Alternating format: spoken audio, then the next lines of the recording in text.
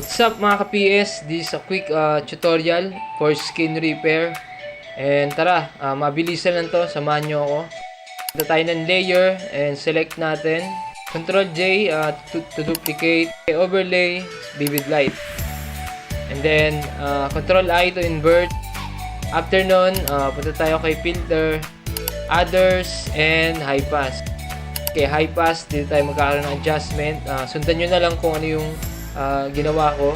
Then okay, filter, blur, and Gaussian blur. And yan, ganun din. Then okay, balik tayo kay layer and hold alt key. Select natin si layer mask. Then brush tool. Sa brush tool, ang gamitin natin ay si soft round brush. Then yan, ito na yung pang finishing touches natin.